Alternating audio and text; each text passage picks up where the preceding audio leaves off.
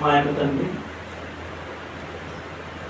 మీ యొక్క పరిశుద్ధమైన ఉన్నతమైన నామమును బట్టి మీ యొక్క ప్రియకుమారుడు మా రక్షకుడు యేసుక్రీస్తు ద్వారా కృతజ్ఞతలు తెలియజేసుకుంటున్నాము. ఆయన మీరు వ్రాయించిన జీవగ్రంథంలో నుండి కొన్ని ప్రాముఖ్యమైన విషయాలను ఆయన మేము ఆలోచిస్తూ ఉండగా మాకు అవసరమైనటువంటి సంగతులను ఆయన మీరు ముందుగానే ఎంతో గొప్పగా ఆలోచించిన ఆయన ఎన్నో క్రియలు చేశారు.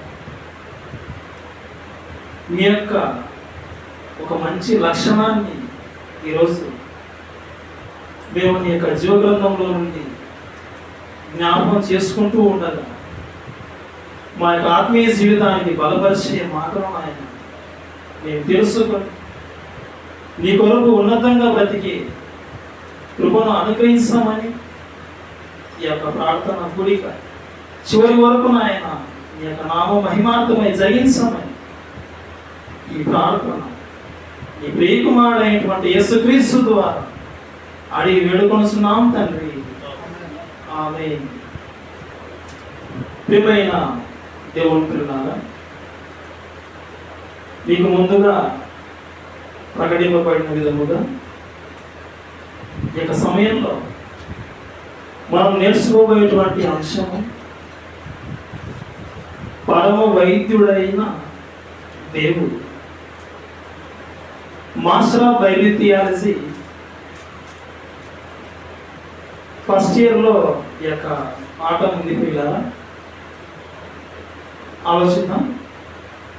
ఈరోజు మనిషి ఎన్నో వస్తువులను కనిపెట్టాడు, ఎన్నో శాస్త్రాలను పరిశీలించాడు. ప్రతి శాస్త్రానికంటూ ఒక పితామహుడు ఉన్నాడు మనకు తెలుసు. అదేవిధంగా వైద్యానికి కూడా ఆయా విభాగాలకు మూల పురుషులుగా పితామహులుగా పిలువబడ్డారు.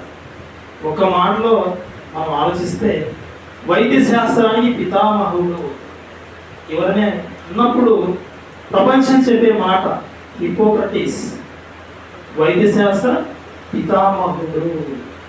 ప్రియమైన దేవుని పిల్లలారా, మనుషులుగా మనం రోగాల బారిన పడినప్పుడు ఆ రోగాలను నయం చేసుకోవడానికి మరి వైద్యులను సంప్రదిస్తాం, అనగా డాక్టర్లను. ఈ డాక్టర్లను సంప్రదించినప్పుడు మన యొక్క అనారోగ్యానికి నయం చేసే విధంగా తగిన వైద్యం అందించి చక్కటి మెడిసిన్ అందిస్తారు.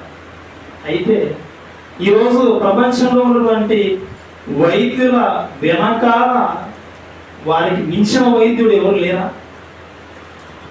ఈరోజు మనుషులకు వారు ఇచ్చేటువంటి మెడిసిన్స్ ఎన్నో ఉన్నాయి. కొత్త కొత్త మెడిసిన్స్ కూడా మార్కెట్లోకి వస్తూ ఉన్నాయి. ఈ మెడిసిన్స్ వెనక కారణం, ఈ మెడిసిన్స్ వచ్చింది ప్రకృతిలో ఉండే. అయితే ఈ ప్రకృతినే మెడిసిన్గా ఇచ్చినటువంటి ఆయన ఎవరు లేరా? ఉన్నాడు. ఆయనే దేవుడు, ఆయనే పరలోకంలో ఉన్నాడు. అందుకే ఆయన పరమ వైద్యుడు. పరమ వైద్యుడైన దేవుడు. ప్రియమైన దేవుడుతున్నారు. మన యొక్క ఆరోగ్య విషయంగా ఎన్నో సూత్రాలు రాయించాడు, ఎన్నో విషయాలు రాయించాడు. అవన్నీ చదువుకుంటూ వెళ్ళిపోతే ఇక టైం సరిపోతున్నాడు. కొన్ని విషయాలు ఆలోచిద్దాం. అయితే ఆయన బాగు చేస్తాడు, మంచి వైద్యుడు. కానీ ఈరోజు మార్కెట్లో చూస్తే ఎవరు మంచి వైద్యుడో, అంటే ఎవరు మంచి డాక్టరో, ఎవరు మంచి డాక్టర్ కాడో మనకు తెలియని సందిగ్ధ దశలో ఉన్నాం. ఎవరు నకిలో, ఎవరు ఒరిజినలో, ఎక్కడికి వెళితే మన అనారోగ్యం బాగుపడుతుందో మనకు తెలియని పరిస్థితి. చుట్టూ ఎక్కడ చూసినా డాక్టర్లే, ఎక్కడ చూసినా హాస్పిటల్సే. తగిన చోటికి వెళ్తే సరైన డాక్టర్ పడితే తప్ప మనకు మంచి వైద్యం అందదు. ఒక ఆయన దగ్గరికి ఒక పేషెంట్ వెళ్ళాడు. వెళ్ళినప్పుడు వైద్యం కోసం వెళ్ళాడు. వేస్తూ ఉన్నాడు, ఇంజక్షన్ వేస్తూ ఉన్నాడు. కానీ ఇక వైద్యంగా జరగలేదు. పేషెంట్ అడిగాడు, డాక్టర్ గారు దొరికిందా అన్నాడు. అప్పుడు డాక్టర్ గారు ఆయన ఏమన్నాడంటే, ఇది పోగొట్టుకున్న డబ్బులు కాదు, నానే పని కాదు దొరకడానికి, ఇది నరం పని, నరం దొరకకూడదా, గుచ్చుతా ఉన్నాడు, గుచ్చి నరానికి ఇంజక్షన్ ఎక్కించలేదు. అంటే అలాంటి డాక్టర్లు కూడా లేకపోలేదు. ప్రియమైన దేవుని పిల్లలారా, మన కళ్ళ ముందు ఉన్నటువంటి ఈ డాక్టర్ను సంప్రదిస్తే రోగం నయం కావచ్చు కాకపోవచ్చు, అయితే డబ్బులు మాత్రం ఖచ్చితంగా పోతుంది.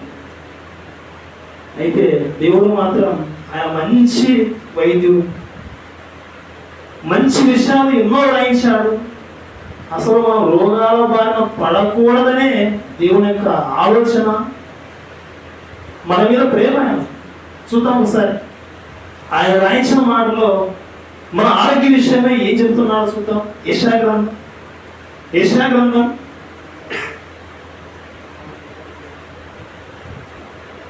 55వ అధ్యాయం ద్వారా, యెషయా గ్రంథం 55వ అధ్యాయం 2వ వచనంలో 3వ మాట. యెషయా గ్రంథం 55వ అధ్యాయం 2వ వచనంలో 3వ మాట చదువుతున్నప్పుడు, నా మాట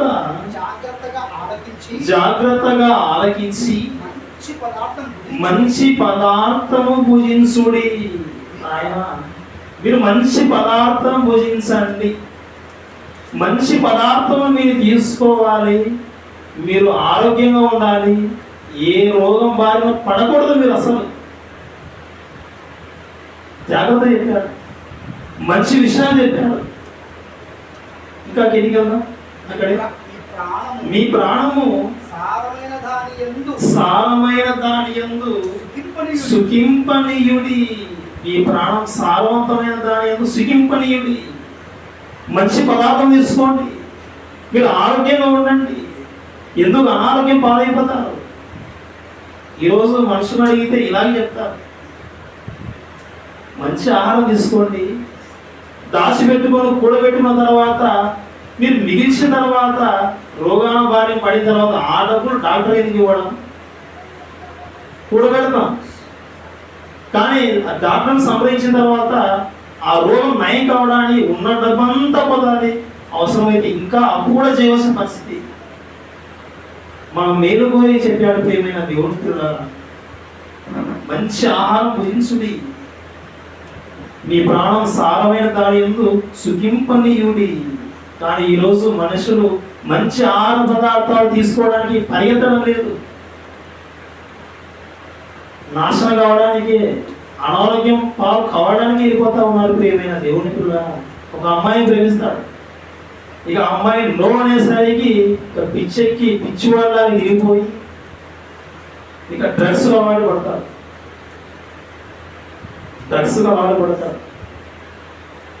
గంజాయి తీసుకుంటాడు. అది మంచి ఆహారమా?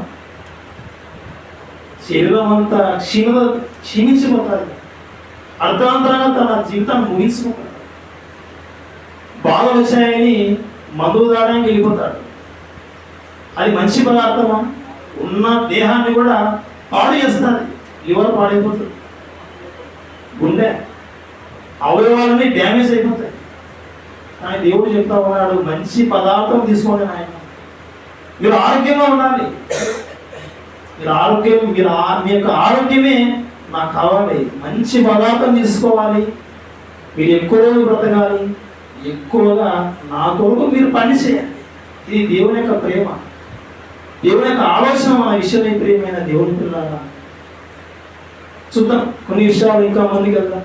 ఆయన ఈరోజు డాక్టర్లు ఆపరేషన్లు చేస్తూ ఉన్నారు, మేమే గొప్ప వాళ్ళము, కనబడేటువంటి దేవుళ్ళము మేమే అని గర్వంగా ఉండే వాళ్లకు దేవుడు తీటుగా చెంప చెల్లు అనిపించే విధంగా మనుషులు వైద్యం చేయకముందే పరలోకంలో ఉన్న దేవుడు ఆయన వైద్యం ముందే చేశాడు. ఎవరైనా ఏ శాస్త్రానికి సంబంధించిన వాడైనా సరే దేవుని ముందర తల దించవలసిందే. నేను అన్నింటిలో మొదట అని అనడానికి ఏ మనిషికి దేవుడు అవకాశం ఇవ్వలేదు. ప్రియమైన దేవుని పిల్లారా, వైద్య శాస్త్రంలో ఆపరేషన్ చేయకముందే వైద్యులకే వైద్యుడు పరమ వైద్యుడైనటువంటి దేవుడు ఆయన ఆపరేషన్ చేశాడు ప్రారంభంలోనే. చూద్దాం ఆదికాండం 2వ అధ్యాయం. ఆదికాండం 2వ అధ్యాయం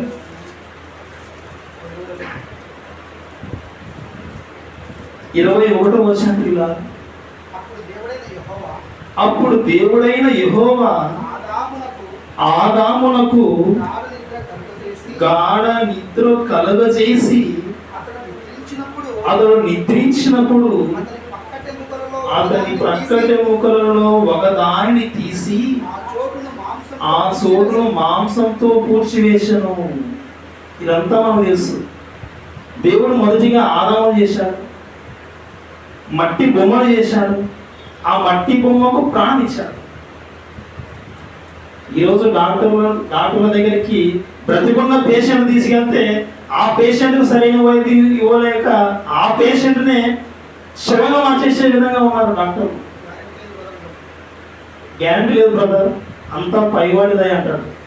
కానీ దేవుడు ప్రారంభంలో మట్టి బొమ్మను ఆయన నడిపించే విధంగా ప్రాణం పోశాడు ఆదాము. ఇక అంతేకాదు, ఆదాము నుండి హవ్వను తీశాడు. ఆదాము పురుషుడు, ఆ పురుషుడు నుండి స్త్రీని చేశాడు. ఎలా చేశాడో మనం చదువుతా ఉన్నాం. అదే ఆదామునకు గాఢ నిద్ర కలుగు చేసి ప్రక్కటెముకలలో ఒకదాన్ని తీసి ఆపరేషన్. గాఢ నిద్ర. ఈరోజు ఆపరేషన్ జరిగించే వారికి మత్తు ఇంజెక్షన్ ఇస్తారు. మత్తు ఇంజెక్షన్ ఇవ్వడంలో ఏ కొద్దిగా లోపం జరిగినా ఆపరేషన్ జరిగేటప్పుడు ఆ పేషెంట్కు స్పృహ వచ్చిందంటే ఇక ఆ పేషెంట్ పరిస్థితి అంతే. అతని బాధ ఎలా ఉంటానంటే నరకపు అంచు వెళ్ళినట్టుగా అంత వేదన పడతారు. చాలా మంది ఆపరేషన్ వెళ్ళిన వాళ్ళు అనుభవించిన దాఖలాలు కూడా ఉన్నాయి. ఆ రోజు ఆదాముకు గాఢ నిద్ర కలుగు చేశాడు. ఈరోజు మొత్తం ముందు వైద్యం చేయడానికి ముందుగా పేషెంట్కి ఇస్తా ఉన్నారు. ఆ రోజే దేవుడు ఆదాముకు మత్తు ఇచ్చాడు. ఇక ఆపరేషన్ చేశాడు, ఎముకను తీశాడు. ఎముక తీసేటప్పుడు వెలుగు ఉందంటే ఇక అంతే. ఆదాము విలవిల పడకుండా గాఢ నిద్ర కలుగు చేసి ఎముక తీసి హవన చేశాడు. చక్కటి వైద్యం, చక్కటి ఆపరేషన్. ఎంత మంచి డాక్టర్ ఆయన. ప్రియమైన దేవుని పిల్లలారా, చాలా గొప్పవాడు ఆయన. పరలోకంలో ఉన్నటువంటి దేవుడు, ఆయన పరమ వైద్యుడు. ఆయన ఆపరేషన్ చేయడమే కాదు, ఇక తర్వాత రోగాలకు మందు కూడా సూచించాడు. ఈ ప్రకృతిని మెడిసిన్గా పెట్టాడు. మనుషులకు మరి రోగాలు వచ్చినప్పుడు వారికి మెడిసిన్ కూడా సూచించాడు. అసలు మనం రోగాల బారిన పడకుండానే ఏ అవయవాలకు ఏ పదార్థాలు తీసుకోవాలో ముందే జ్ఞాపకం చేశాడు. కొన్ని వచనాలు, కొన్ని ఉదాహరణలు చెప్తాను, ఒకసారి మీరు బాగా అబ్జర్వ్ చేయండి. చదువుకున్న వాళ్ళు ఉన్నారు. కిడ్నీలకు ఏవి తీసుకుంటే మేడం కిడ్నీలు బాగుండాలంటే కిడ్నీ ఏ ఆకారంలో ఉంటుందంటే చిక్కుడు గింజ ఆకారంలో ఉంటుంది. కిడ్నీ చిక్కుడు గింజ ఆకారంలో ఉంటుంది. నువ్వు చిక్కుడు గింజ ఆ పదార్థాలను తీసుకుంటే ఆ కిడ్నీలకు సంబంధించినటువంటి లోపాలు ఏవైనా ఉన్నా కానీ సవరించబడతాయి. కిడ్నీలు బాగుండాలంటే ఆ పదార్థాలు తీసుకోవాలి. ఇక నీ కళ్ళు బాగుండాలంటే కళ్ళకు క్యారెట్. ఒకసారి క్యారెట్ తీసుకొని ఒక చాకుతో కట్ చేసి చూడండి. అడ్డుగా కట్ చేసిన తర్వాత అలా చూడండి, అడ్డుపోతాం. అది ఎలా ఉంటుందంటే మన కంటి ఆకారంలా కనబడుతుంది. అది కళ్ళకు మంచిది. ఊపిరితిత్తులు, ఈ ఊపిరితిత్తుల యొక్క ఆకారం మనం బాగా చూస్తే ఊపిరితిత్తులకు ఏది ఉపయోగపడుతుందని ఆలోచిస్తే ఒక ద్రాక్షను పట్టుకొని చూస్తే వేలాడినప్పుడు ఎలా ఉంటుందో అలాంటి ఆకారంలో ఊపిరితిత్తులు మన దేహంలో కనబడతాయి. అంటే ఆ గ్రేప్ జ్యూస్ తీసుకుంటే ఊపిరితిత్తులకు మంచిది అన్నమాట. ఇక గుండెలో 4 గదులు ఉంటాయి.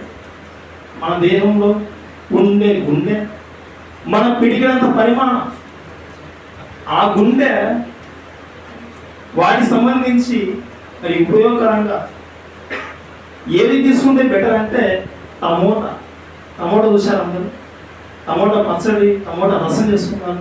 ఆ టమోటాను ఒకసారి అడ్డగా కోసి చూడండి, ఒకసారి బాగా అబ్జర్వ్ చేయండి. టమోటాల్లో గదులు, మన గుండెలో గదులు. అంటే ఆ టమోటా తీసుకోవడం వలన మనకు గుండెకు మంచిది అన్నమాట. మన అవయవాల్లో ఉండేటువంటి వాటికి ప్రకృతిలోనే దేవుడు ఎన్నో పదార్థాలను పెట్టడం జరిగింది మన ఆరోగ్య విషయమై. ఇక రోగాల కార్యం పడిన తర్వాత మెడిసిన్స్ కూడా ప్రకృతిలోనే పెట్టాడు. ఆదాము బాగు చేసి ఆదాము సృజించిన తర్వాత, ఆదాము నుండి హవ్వను చేసిన తర్వాత ఆపరేషన్ చేశాడు. అదేవిధంగా ఆపరేషన్ మాత్రమే కాదు, రోగానికి వైద్యం కూడా సృష్టించేవాడు దేవుడే. ఒకరోజు ఒక ఆయన హిజ్కియా రోగాన బారిన పడ్డాడు. రోగం వచ్చేసింది, కురుపుతో ఉన్నాడు, ఇక చచ్చిపోవడానికి సిద్ధంగా ఉన్నాడు. ప్రవక్తను పంపించాడు దేవుడు. ఆయన వెళ్ళు చెప్పు. వెళ్ళాడు ప్రవక్త, వెళ్ళాడు. హిజ్కియా, నువ్వు మరణానికి సిద్ధపడతావు, నువ్వు మరణం అవుతా ఉన్నావు. ఈ మాట చెప్పేసరికి ఎలా ఉందంటే కన్నీరు. మనకే సరే ఎవరైనా నువ్వు రేపు చచ్చిపోతా ఉన్నావు అంటే ఎలా ఉంటుంది? తెలియకపోతే అది వేరు. చచ్చే దినం, చచ్చే గడియ తెలిసిందంటే ఆ రోజు నువ్వు ఉన్నావంటే ఎలా ఉంటుంది? హిజ్కియాకు తెలిసేసరికి ప్రవక్త ద్వారా దేవుడు తెలియజేసినప్పుడు ఇక కన్నీరు మున్నీరు అయిపోయాడు. ప్రభువా, నీ సన్నిధిలో నేను ఎలా నడుచుకున్నాను ఒకసారి జ్ఞాపకం చేసుకో అని దుఃఖించినప్పుడు దేవుడు మళ్ళీ కనికరించి ప్రవక్తకు చెప్పాడు. చెప్పు, మళ్ళీ చెప్పు. ఇదిగో 15 సంవత్సరాలు పెంచుతా ఉన్నాను, కాపాడుతాను నిన్నని ప్రవక్త ద్వారా చెప్పించినప్పుడు ఆ ప్రవక్త మాట చెప్పాడు.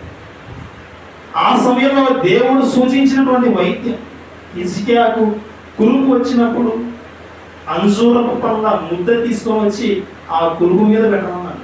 బాగుపడుతుంది, నువ్వు చెప్పు, సలహా చెప్పన్నాడు. హిజ్కియా సలహా చెప్పాడు, అది బాగుపడింది. చూద్దాం. 2వ రాజుల గ్రంథం 20వ అధ్యాయం 2వ రాజుల గ్రంథం 20వ అధ్యాయం 7వ వచనం.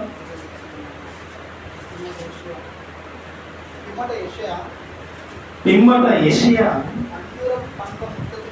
అంజూరపు పండ్ల ముద్ద తెప్పించుడని చెప్పగా వారు దాన్ని తెచ్చి కురుపు మీద వేసిన తరువాత ఏం జరిగింది? బాగుపడెను. కురుపు వచ్చినప్పుడు హిజ్కియాకు దేవుడు సూచించింది, ప్రవక్త ద్వారా చెప్పినది, అంజూరపు పండ్ల ముద్ద తీసుకొని వచ్చి ఆ కురుపు మీద పెట్టగానే అతడు రోగం బాగుపడింది. రోగానికి వైద్యం సూచించినవాడు దేవుడు, రోగాలకు మెడిసిన్స్ పెట్టినవాడు దేవుడు. ప్రేమైన దేవుని పిల్లారా, దేవుడు పరలోకంలో ఉన్న దేవుడు, ఆయన వైద్యుడు, పరమ వైద్యుడు ఆయన. ఇక అంతేకాదు, పరలోకంలో ఉన్న దేవుడి దగ్గర నుంచి వచ్చినటువంటి యేసుక్రీస్తు గురించి కూడా మనం ఆలోచిస్తే ఆయన కూడా వైద్యుడే. ఈరోజు డాక్టర్లు ఉన్నారు, డాక్టర్ల పిల్లలు వాళ్ళను కూడా ఏదో ఇస్తూ ఉన్నారు, డాక్టర్లే.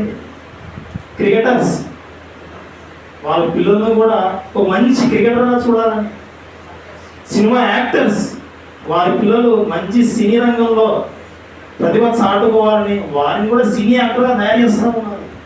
దేవుడు వైద్యుడు, ఆయనలో ఉన్న ఒక లక్షణం. యేసుక్రీస్తుని ఈ లోకానికి పంపించాడు.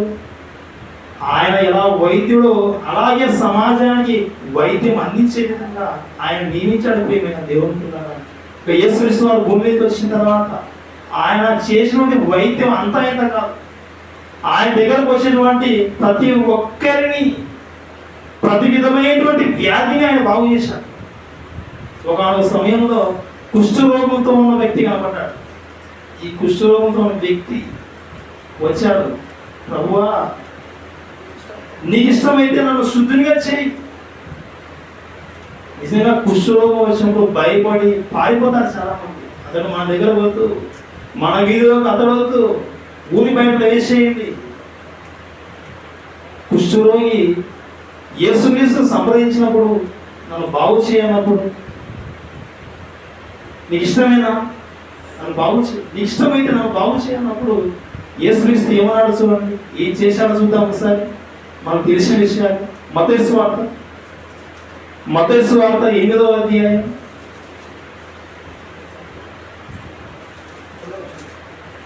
2వ వచనం. మత్తయి సువార్త 8వ అధ్యాయం 2వ వచనం. ఇదిగో కుష్ఠరోగి వచ్చి ఆయన మొక్కి, ప్రభువా నీకు ఇష్టమైతే నన్ను శుద్ధినిగా చేయగలవు అని. నువ్వు చేయగలవు, నువ్వే చేస్తావు. నీకు ఇష్టమేనా నన్ను చేయడం? నన్ను బాగు చేయడం నీకు ఇష్టమేనా? చేసే కెపాసిటీ ఉంది. నువ్వు వైద్యుడవే, నువ్వు డాక్టరు, నాకు తెలుసు. యేసుక్రీస్తు చేస్తావు. అందుకు ఆయన చెయ్యి చాపి వారిని ముట్టి, నాకు ఇష్టమే, నీవు శుద్ధుడు కమ్మని చెప్పగా తక్షణమే వారి కుష్ఠరోగము శుద్ధి ఆయను. దేవుడు వైద్యుడు, దేవుని కుమారుడు యేసుక్రీస్తు వారు కూడా, ఈయన కూడా వైద్యుడు. కుష్ఠరోగము బాగు చేశాడు. కుష్ఠరోగమే కాదు, ఇంకా చాలా చేశాడు. తర్వాత చూస్తే జ్వరంతో బాధపడి ఉన్నప్పుడు పేతురు గారి యొక్క అత్తకు జ్వరం వచ్చింది. జ్వరం వచ్చినప్పుడు జ్వరము బాగు చేశాడు, జ్వరం లేకుండా తీసేశాడు. ఇక్కడే ఇదే అధ్యాయంలో 15వ వచనం, 14-15. తర్వాత యేసు పేతురు ఇంట్లో ప్రవేశించి జ్వరముతో పడి ఉన్న అతని అత్తను చూసి ఆమె చెయ్యి ముట్టగా జ్వరం ఆమెను విడిచెను. అంతటా ఆమె లేచి ఆయనకు ఉపచారం చేశాను. జ్వరం ఉంటే ఈ జ్వరం వచ్చిందా లేదా అని మనం వేరే వ్యక్తి చేయి పట్టుకొని చూస్తాం. వేడిగా ఉంది, జ్వరం ఉంది అని మనం చెప్తాం. జ్వరాన్ని బాగు చేయలేము. కానీ యేసుక్రీస్తు వారు ముట్టగానే జ్వరం విడిచింది. ప్రియమైన దేవుని పిల్లలారా, జ్వరము బాగు చేసాను, జ్వరం లేకుండా చేసాను, జ్వరం ఆమె విడిచిలేను. ఇంకా ఆలోచిస్తే ఒక సందర్భంలో ఒక స్త్రీ, రక్తస్రావం గల స్త్రీ, ఒక ఆమె వైద్యులను సంప్రదించి, ఎంతో మంది డాక్టర్లు సంప్రదించి, ఎందరో డాక్టర్ దగ్గర వెళ్ళిన తర్వాత కూడా డబ్బులు అయిపోతూ ఉన్నాయి కానీ రోగం నయం కావడం. వెళ్ళింది, చూసింది, గమనించింది. చాలా మంది చెప్పుకుంటా ఉన్నారు సమాచారం. ఒక ఆయన ఉన్నాడు, చచ్చిపోయిన వారిని బ్రతికిస్తా ఉన్నాడు, రోగాలు నయం చేస్తా ఉన్నాడు. గమనించి ఎవరాయనని వెళ్ళింది. ఆయన దగ్గరికి వెళ్ళేసరికి చుట్టూ జనసమూహం, ఆయన దగ్గర వెళ్ళడానికి కూడా అవకాశం లేదు. ఆలోచించింది, కనీసం ఆ మందులోకి వెళ్ళిపోయి కనీసం ఆయన వస్త్రము ముడితే చాలు, నేను బాగుపడతానులే మనసులో నిశ్చయించుకుని వెళ్ళిపోయి ముట్టింది, ఆమె బాగుపడింది. మార్క్స్ వార్త చూద్దాం ఒకసారి. మార్క్స్ వార్త 5వ అధ్యాయం పిల్లలు. మార్క్స్ వార్త 5వ అధ్యాయం 27వ వచనం చదువుకుందాం. మార్క్స్ వార్త 5వ అధ్యాయం 27వ వచనం. ఆమె యేసుని గురించి విని, మేము ఆయన వస్త్రములు మాత్రం ముట్టినా బాగుపడదు అనుకొని జన సమూహంలో ఆయన వెనుకకు వచ్చి ఆయన వస్త్రం ముట్టెను. తర్వాత వెంటనే ఆమె రక్తధార కట్టిన కనుక తన శరీరములోని ఆ బాధ నివారణ అయినదని గ్రహించుకొని, ఇక్కడ రక్తస్రావం గల స్త్రీ ఈమె వెళ్ళింది, యేసుక్రీస్తు వారి యొక్క వస్త్రాన్ని ముట్టింది, ఈమె బాగుపడింది. ఇంతకుముందు కుష్ఠరోగం గల వ్యక్తిని యేసుక్రీస్తు ముట్టి బాగు చేశాడు. అంటే యేసును ముట్టినా స్వస్థత జరిగింది, యేసు వచ్చి ముట్టినా కానీ స్వస్థత జరిగింది. నిజంగా ఎంత గొప్ప వైద్యుడు ఆయన. కుష్ఠరోగం, జ్వరం. ఇక్కడ చూస్తే రక్తస్రావం గల ఒక స్త్రీ, ఆమెలో ఉన్నటువంటి ఆ బలహీనతను తీసేసాడు. ఇంకొక సమయంలో పక్షవాయువు గల వ్యక్తి మంచాన పడ్డాడు, లేయలేని పరిస్థితి.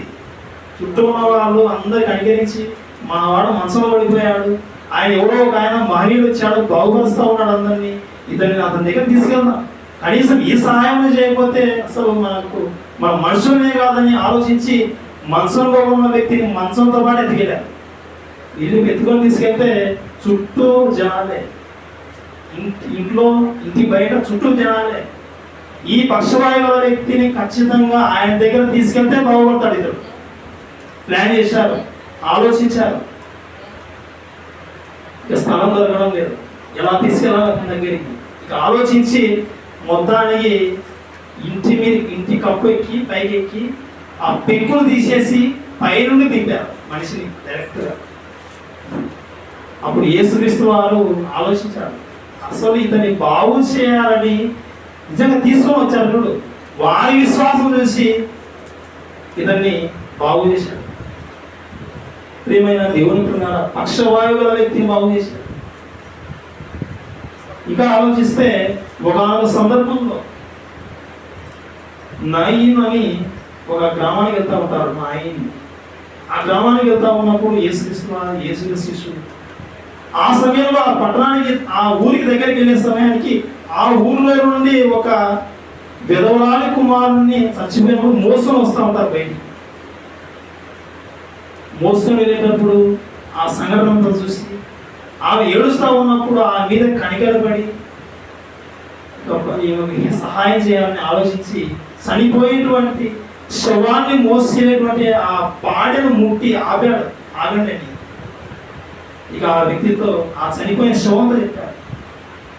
ఆయన మాట అనగానే చనిపోయిన వ్యక్తి లేచి కూర్చున్నాడు. మహా అద్భుతం.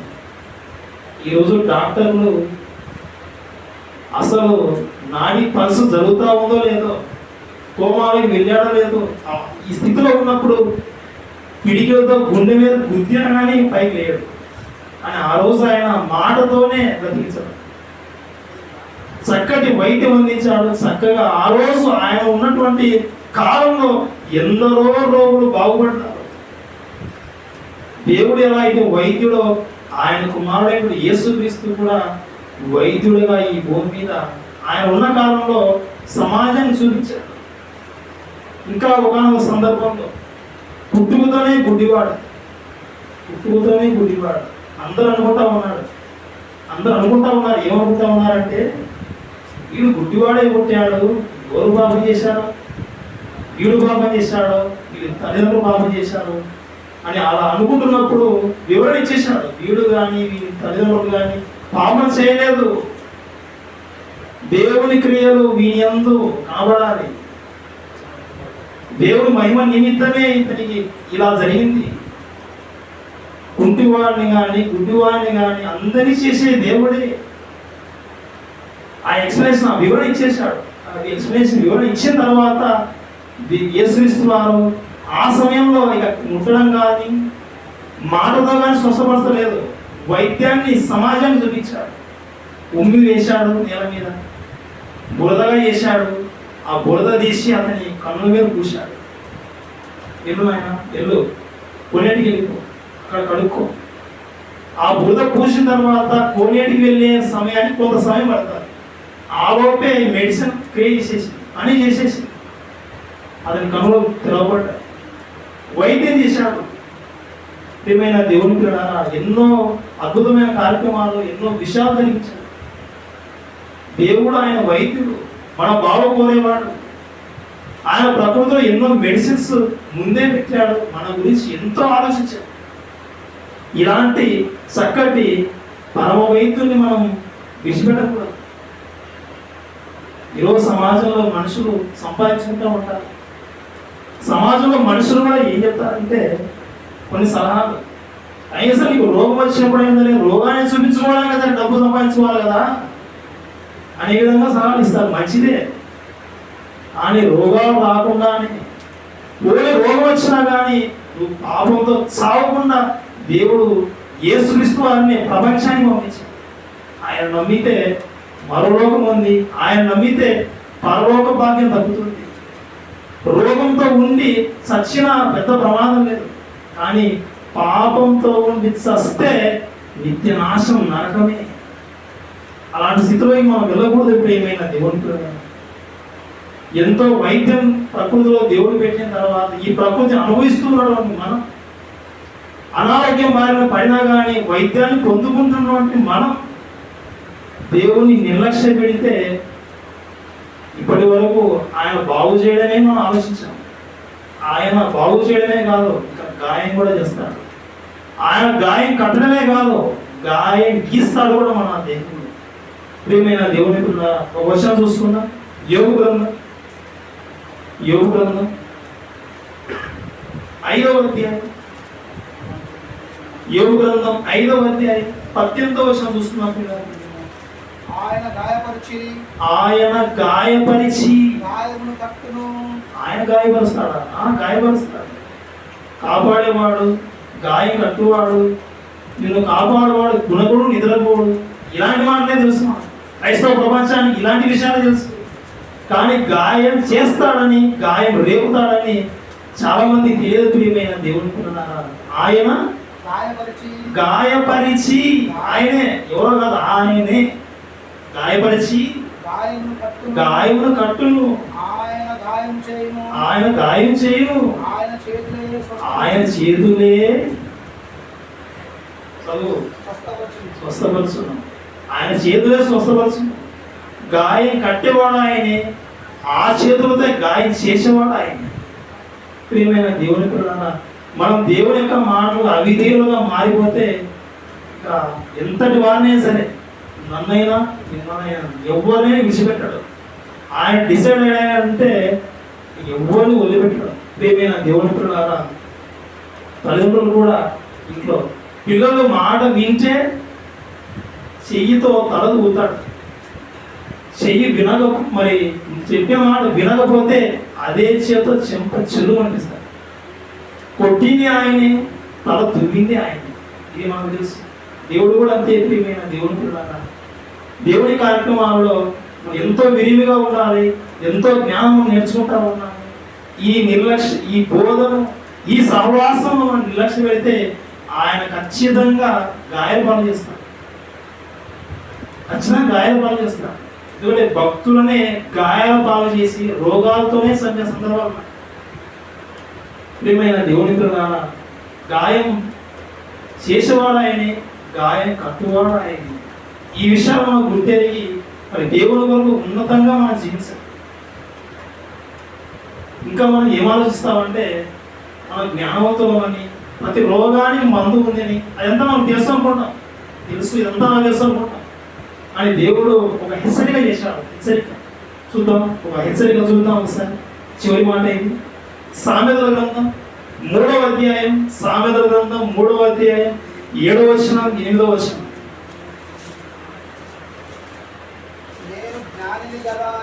నేను జ్ఞానిని కదా అని నీవు అనుకొనవద్దు. యెహోవా యందు భయభక్తులు కలిగి చెడుతనం విడిచిపెట్టు. నీ చెడుతనం విడిచిపెట్టు. అప్పుడు నీ దేహమునకు ఆరోగ్యము, నీ ఎముకలకు సత్తువ కలుగును. నువ్వు ఆరోగ్యంగా ఉండాలంటే, నువ్వు స్ట్రాంగ్గా ఉండాలంటే దేవుని యందు భయభక్తులు కలిగి ఉండాలి. అలా నువ్వు ఉంటే నీకు ఆరోగ్యం అసలు నువ్వు ఆయన మాట వింటే ఆరోగ్యం. ఆయన మాట వినడం వల్ల నీ ఎముకలకు సత్తువ, బలం. ఎన్నో ఆదర్శమానం చెప్పాడు. ప్రియమైన దేవుడు మన గురించి ఆలోచించి ఎన్నో పదార్థాలను దేవుడు ప్రకృతిలో ఆహారంగా ఇచ్చాడు. మనం పొరపాటు చేసి రోగాలు బారిన పడిన తర్వాత కూడా ఆ రోగంతో ఉండి మనసాన పడి కృషించి బాధతో ఉండి చావకుండా రోగాల కొరకు మందులు పెట్టాడు. నిజంగా ఆలోచిస్తే సమాజం, లోకంలో సామెత, ఎంత ఆస్తి ఉంటే ఏముంది, చుట్టూ ఎంత బంధువులు ఉంటే నాకేముంది, ఆరోగ్యమే మహాభాగ్యం. ఆరోగ్యం లేకపోతే ఇక చుట్టూ ఎంతమంది ఉంటే ఏముంది. మన బాధ మనకే తెలుసు. మన బరువు ఎంతో మనకే పోయాలి మనకే తెలుసు. మన బాధ మనకే తెలుసు. పక్కన ఉన్న వాళ్ళు చెప్తా ఉంటారు, తిను బాగుంటూ ట్యాబ్లెట్ వేసుకో, వానికి తెలుసు బాధ. కుమిలిపోతూ ఉంటాడు, బాధ చెప్పుకోలేడు బయటికి. అప్పుడు దేవుడు వేడుకుంటాం, ప్రభువా ఆరోగ్యం ఈ ప్రభువా, ఈ డబ్బులతో, ఈ అందాలతో, ఈ సుఖాలతో ప్రతిదీ నీకోసం బ్రతుకున్నాను. అప్పుడు గుర్తిస్తాను. అంటే వైద్యం అందకపోతే ఒక రోగి బాధ ఎంతో మనకు తెలుసు. ఆ సమయంలో మన జీవితంలో కూడా మనం ఎంతో అనుభవించి ఉంటాం. అయితే వైద్యానికి, రోగాలకు వైద్యం ప్రకృతిలో దేవుడు ముందే పెట్టాడు. ప్రియమైన దేవుని పిల్లలారా, మా జీవితంలో కష్టాలు, నష్టాలు, బాధలు, రోగాలు ఉంటాయి తప్పదు. అయితే చక్కటి వైద్యం పుచ్చుకొని మనం తీసుకొని దేవుని యందు భయభక్తులు కలిగి మరి దేవుని కొరకు మనం ఉన్నతంగా బ్రతకాలని ఈ మాటలు ఈ యొక్క సమయంలో తెలియజేశాం. పిల్లారా, మరి మనందరికీ పరమ వైద్యులు ఎవరంటే ఆయనే దేవుడు. ఆ వైద్యుని గురించి ప్రపంచం ఆలోచించలేదు.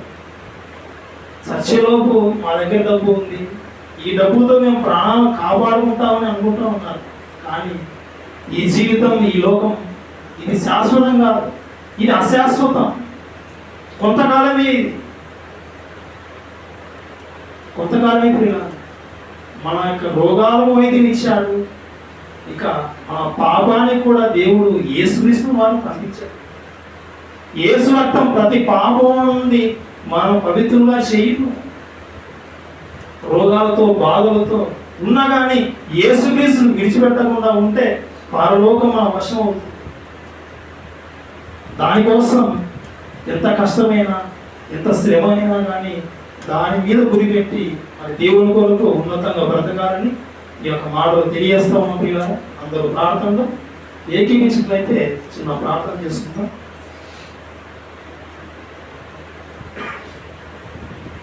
పరలోకమందు ఉన్నటువంటి మా యొక్క తండ్రి,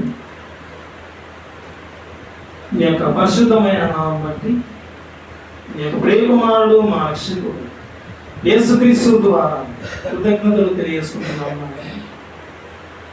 పరమందు ఉన్నటువంటి మీరు నాయన చక్కటి మంచి వైద్యుడు నాయన, మా యొక్క ఆరోగ్య విషయమై ఎన్నో సూత్రాలు వాయించారు బైబిల్. కొన్ని విషయాలు తండ్రి మేము తెలుసుకొని ఉన్నాం ఆయన. ఈ జీవితంలో రోగాలతో, సమస్యలతో, బాధలతో ఉన్నా కానీ నీ యొక్క వాక్యాన్ని నాయన విడిచిపెట్టకుండా, సంఘ సహవాసానికి నాయన మేము దూరం కాకుండా, మీరు ప్రపంచ మానవాళిపై తండ్రి వారి యొక్క ఆరోగ్య విషయం చూపిన ఈ ప్రేమలో జ్ఞాపకం చేసుకున్నాం. మేము నాయన నిజంగా నిన్ను విడిచిపెట్టకుండా నీ పాదాల చెంత తండ్రి ఎల్లప్పుడూ నివసించే భాగ్యం మాకు దయచేయమని, ఇలా విలువైన సంగతులు నేర్చుకునే మేము నాయన మాతోనే ఈ విషయాలు అంతం కాకుండా పరిసర ప్రాంతాల్లో ఉన్నటువంటి మనుషులకు నాయన మేము తెలియజేసి అగ్నిలో లాగునట్లు నాయన కొందరినైనా రక్షించే విధంగా నీకు సహాయత దయచేయమని, మా యొక్క జీవితంలో ఆయన ప్రతి విధమైనటువంటి అక్కలను క్రీస్తులో మీరే తీర్చమని, కూడి వచ్చినటువంటి ప్రతి బిడ్డలను ఆయన జ్ఞాపకం చేసుకోవాలని, వారి యొక్క జీవితాల్లో తండ్రి అనారోగ్యం ఉన్నట్లయితే నాయన మీరే స్వస్థపరచమని, నీ కొరకు బ్రతకడానికి నాయన వారి ఓర్పును, దీర్ఘశాంతము నాయన ప్రసాదించమని ఈ ప్రార్థన ఈ ప్రియకుమారుడైనటువంటి యేసుక్రీస్తు ద్వారా అడిగి వేడుకొనుచున్నాం తండ్రి. ఆమేన్.